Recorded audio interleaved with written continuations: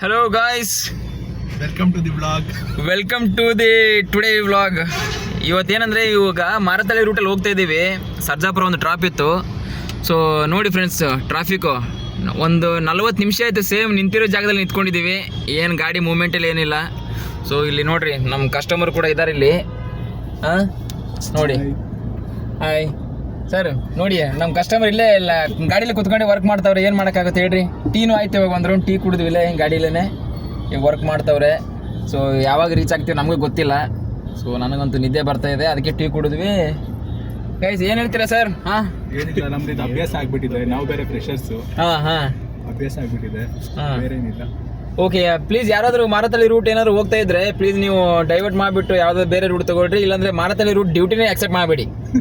ನೋಡಿ ಈ ಥರ ಇದೆ. ಈ ಥರ ನೋಡಿರಿ, ಇವಾಗ 1.5 hour ಆಯಿತು, ಇನ್ನೂ ಡ್ರಾಪ್ ಆಗಿಲ್ಲ, ಏನಿಲ್ಲ.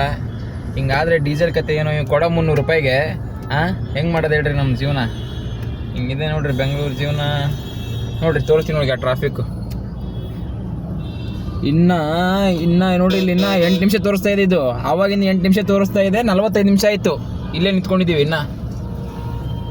ನೋಡಿರಿ ನಮ್ಮ ಸರ್ ಇಲ್ಲೇ ಲಾಗಿನ್ ಆಗಿಬಿಟ್ರು. ಅವ್ರು ಪಾಪ ಲೇಟ್ ಆಯಿತು, ಅವರು ಲಾಗಿನ್ಗಂತ ಇದು ಮಾಡೋರೆ. ನೋಡಿರಿ ಇವ್ರು ಬ್ರದರ್ಸ್, ಇವ್ರು ನ್ಯೂ ಜಾಯ್ನಿ ಅಂತೆ ಪಾಪ ಅವರು. ನೋಡಿ ನಾವು ಹೋಗಲ್ಲ ಇವತ್ತು ಅನ್ಸುತ್ತೆ. ಸೊ ನೋಡಿ ಪಾಪ ಅವ್ರು ಏನು ಹೇಳ್ತಾರೆ ನೋಡಿ, ಹೋಗಲ್ಲ ಆಫೀಸ್ಗೆ ಹೋಗೋದು ಬೇಡ ಅಣ್ಣ ಅಂತ ಹೇಳ್ತಾವ್ರೆ ಅವರು. ಹಿಂಗಿದೆ ಪರಿಸ್ಥಿತಿ. ಓಕೆ ಫ್ರೆಂಡ್ಸ್, ಹಾಂ ಬಾಯ್ ಬಾಯ್.